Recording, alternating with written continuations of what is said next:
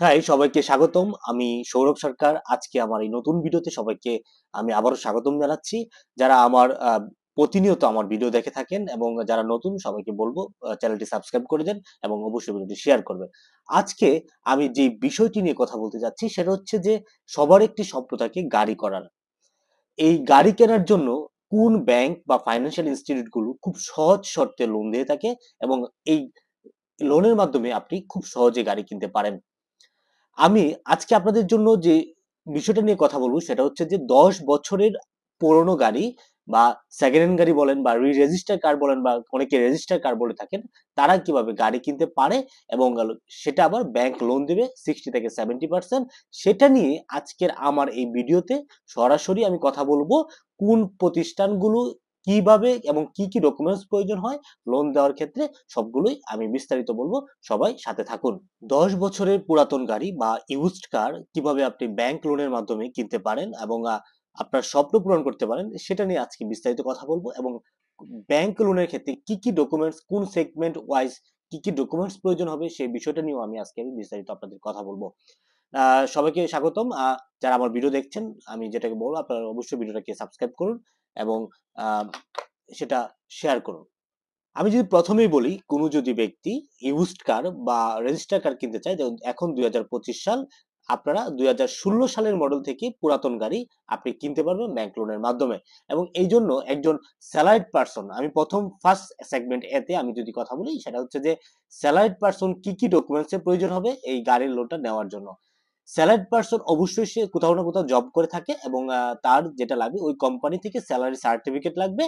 আমি প্রথমেই বলে নিচ্ছি যেগুলো হচ্ছে সেগমেন্ট ওয়াইজ ডকুমেন্ট, সেগুলো নিয়ে আমি কথা বলছি। আর বেসিক ডকুমেন্টস গুলো আপনারা অনেকেই জানেন, তারপর আমি বলে দিব লাস্টে। তাহলে স্যালারি সার্টিফিকেট লাগবে এবং পে স্লিপ লাগবে, ৩ মাসের পে স্লিপ এবং আহ, ওই কোম্পানি থেকে স্যালারি সার্টিফিকেট নেবেন এবং যেই ব্যাংকে আপনার স্যালারি যায় সেটার ১ বছর বা ১২ মাসের একটা স্টেটমেন্ট নেবেন। যে কোনো ব্যাংকে স্যালারি যেতে পারে। তারপরে আপনার যেটা লাগবে সেটা হচ্ছে যে আপনি যদি কোনো ক্যাশে অ্যাকাউন্টে বা ক্যাশে স্যালারি পান, সেই ক্ষেত্রে উক্ত প্রতিষ্ঠানের ক্যাশ ভাউচার লাগবে, যে ক্যাশ ভাউচারের মাধ্যমে আপনি ক্যাশের টাকা পান। এবং সেটা অবশ্যই যেটা সব থেকে ভালো হয় সেটা হচ্ছে যে আপনাদের ওই প্রতিষ্ঠানের একটি শিট থাকে, ক্যাশ নেওয়ার সময় সাইন করে থাকে এমপ্লয়িরা, ওই শিটের একটা ছবি তুলে দিলেও হবে। আর বেসিক ডকুমেন্টস গুলো কি কি? বেসিক ডকুমেন্টস গুলো হচ্ছে NID, tin, tax return certificate এবং ছবি ২ কপি পাসপোর্ট সাইজের। এগুলো হচ্ছে অ্যাপ্লিকেন্টের জন্য লাগবে। আর গ্যারান্টর যে হবেন সেটা স্পাউস হতে পারে, ভাই হতে পারে, বোন হতে পারে, বাবা হতে পারে, মাও হতে পারে। গ্যারান্টরের ২ কপি ছবি লাগবে, এনআইডি কার্ড লাগবে এবং টিন থাকলে টিন লাগবে। সো এই ডকুমেন্টস গুলো হলে কিন্তু একজন স্যালারিড পারসন খুব সহজেই ইউজড কার ১০ বছর পুরাতন গাড়ি কিনে তার স্বপ্ন পূরণ করতে পারে। এখন আমি বলি যে শোরুমের কি ধরনের ডকুমেন্টস প্রয়োজন হবে। কেউ যদি ইউজড কার গুলো শোরুম থেকে কিনে থাকেন, কিনতে চান, সেক্ষেত্রে হচ্ছে ওই শোরুম থেকে আপনার কোটেশনটা লাগবে যে গাড়িটা কিনছেন, এবং এই কোটেশনে হচ্ছে গাড়ির বিস্তারিত দেওয়া থাকে, কত মডেল এবং কত টাকা প্রাইস, এগুলো সব দেওয়া থাকবে। এগুলো ডকুমেন্টস হওয়ার পরে আপনাকে যত টাকা এলিজেবল হবেন, ধরেন আপনি ৮০,০০০ টাকা স্যালারি পান, সেক্ষেত্রে দেখা গেছে আপনি ১৫ লাখ টাকা লোন নিচ্ছেন একটা গাড়ির উপর। এই গাড়ির প্রাইস হচ্ছে ধরেন ২৫ লাখ টাকা। ঠিক এভাবে 80% মতো আপনাকে লোন প্রোভাইড করা হয়ে থাকে। এবং আরেকটা বিষয় যেটা মোস্ট ইম্পর্টেন্ট ইউজড কারের ক্ষেত্রে সেটা হচ্ছে যে আপনার ওই গাড়িটার ফিটনেস ডকুমেন্ট লাগবে। আপনার ফিটনেস ডকুমেন্ট গুলো কোথা থেকে পাবেন? এই গাড়ির ফিটনেস ডকুমেন্টের জন্য বা ডায়াগনস্টিক ডকুমেন্ট যেটাকে বলা হয়ে থাকে, সেক্ষেত্রে আপনি নাভানা হতে পারে টয়োটার ক্ষেত্রে, নাভানা, তারপরে কার ডায়াগনস্টিক, এরকম অনেকগুলো প্রতিষ্ঠান আছে, সেখানে গাড়িটা চেক আপ করে একটা রিপোর্ট প্রদান করা হয়। সেটা ৩,০০০ থেকে বা ৪,০০০ টাকা লাগতে পারে। সেটা অনেক সময় শোরুম গুলো প্রোভাইড করে থাকে, অথবা আপনি নিজেও করিয়ে নিতে পারেন, কারণ আপনার গাড়ির সেফটির জন্য। কারণ ব্যাংক লোন দিতে গেলেও আপনাকে কিন্তু এই সার্টিফিকেটটা দেখতে হবে, কারণ হচ্ছে এই সার্টিফিকেটটা যদি সব ঠিক থাকে তারপরেই কিন্তু ব্যাংক লোন দিয়ে থাকে। সো খুব সহজে কিন্তু আপনারা স্যালারিড পারসনের কার লোন নেওয়ার ক্ষেত্রে কিন্তু এই সেগমেন্ট গুলো আপনি জানতে পেরেছেন। তারপরে চলে যাই আমরা বিজনেসম্যানরা কিভাবে এই ধরনের পুরাতন বা ইউজড কার কিনতে পারে ব্যাংক লোনের মাধ্যমে। সেই ক্ষেত্রে কি করতে হবে? তার বেসিক ডকুমেন্টস গুলো সবগুলোই সেম। সেটা হচ্ছে NID, tin, tax return certificate, ছবি ২ কপি এবং গ্যারান্টর যে হবে তার হচ্ছে ১ কপি, ২ কপি ছবি, এনআইডি এবং টিন।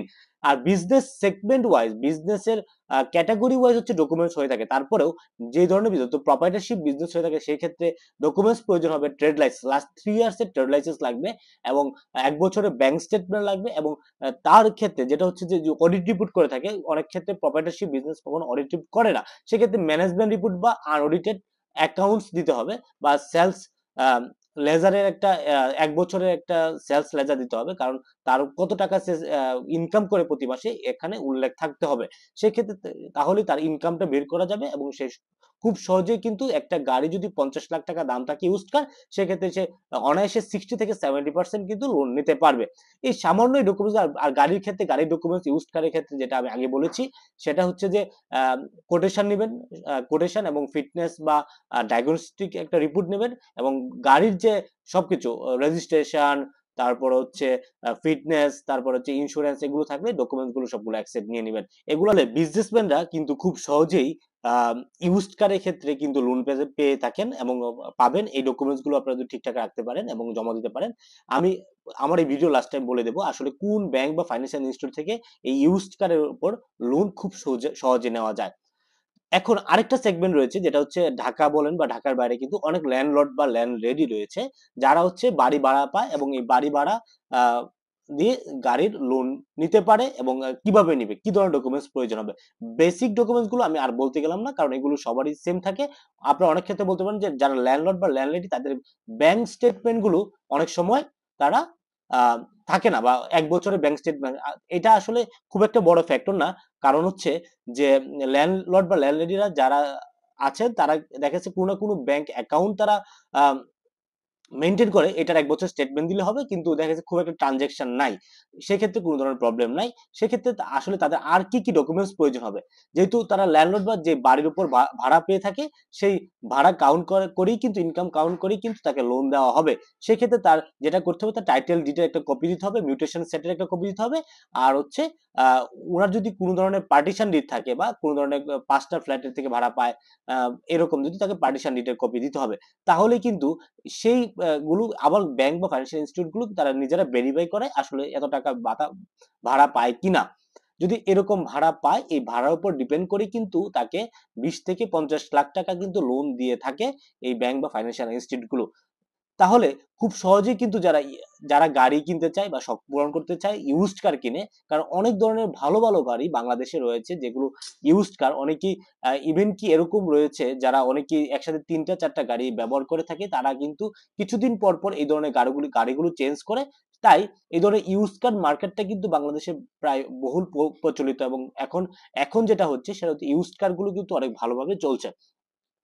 সো খুব সহজে কিন্তু ল্যান্ডলর্ড বা ল্যান্ডলেডিরা কিন্তু এই ধরনের গাড়ির লোন নিতে পারে। সো আজকে আমার এই ভিডিওটার উদ্দেশ্য ছিল যে আপনারা কিভাবে এই ধরনের ইউজড কার কিনতে পারেন ব্যাংক লোনের মাধ্যমে, এবং 60 থেকে 70% লোন নিতে পারেন। আসলে ইউজড কার গুলোর থেকে কারা কারা লোন দিয়ে থাকে, used car most most probably যেগুলো ইউজড কারের উপর লোন দিয়ে থাকে ফাইন্যান্সিয়াল ইনস্টিটিউট গুলো। বাংলাদেশে কারা ইউজড কারের উপর লোন দিয়ে থাকে, এর আমি যদি বলি, সেক্ষেত্রে হচ্ছে প্রথমেই আইপিডিসির নাম আসে। আইপিডিসি হচ্ছে আইপিডিসি ফাইন্যান্স, সেটা হচ্ছে তারা 10 বছর আগে গাড়িগুলোকে বা ইউজড কারগুলোর উপর লোন দিয়ে থাকে। আইপিডিসি হয়তো বা 50%, সর্বোচ্চ 50% লোন দিয়ে থাকে। গাড়ির দাম যদি 40 লাখ টাকা হয়, সেক্ষেত্রে 20 লাখ টাকার মতো লোন দিতে পারে। তারপরে আসে এখন ডিবিএস ফাইন্যান্স। ডিবিএস ফাইন্যান্স কিন্তু প্রায় 6 বছর আগের পুরনো গাড়ি থেকে লোন দিয়ে থাকে।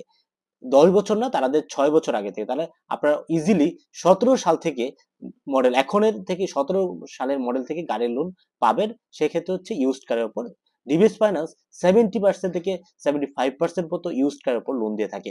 আরেকটা দিয়ে হচ্ছে আইডিএলসি ফাইন্যান্স। আইডিএলসি ফাইন্যান্স হচ্ছে 5 ইয়ার্স আগের থেকে গাড়ির ইউজড কারের উপর লোন দিয়ে থাকে।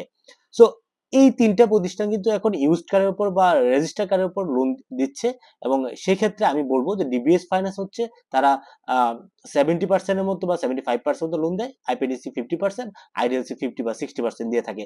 সেক্ষেত্রে আপনাদের যাদের এই ধরনের গাড়ির লোনের প্রয়োজন হবে, যারা গাড়ি কিনতে চান, অবশ্যই কমেন্টে জানাবেন, অথবা আমি একটা শিট আমার ডেসক্রিপশনে একটা শিট দিয়ে দিব। এই শিটে যদি আপনারা গাড়ি লোনের জন্য অ্যাপ্লাই করতে চান, সেক্ষেত্রে আমি হয়তো আপনাদের সেগমেন্ট ওয়াইজ বা আপনাদের অনুযায়ী কোথা থেকে লোন হবে আমি এখানে পৌঁছে দিতে পারবো। ধন্যবাদ সবাইকে, অবশ্যই ভিডিওটা দেখার জন্য অসংখ্য ধন্যবাদ। সবাই সাথে থাকবেন।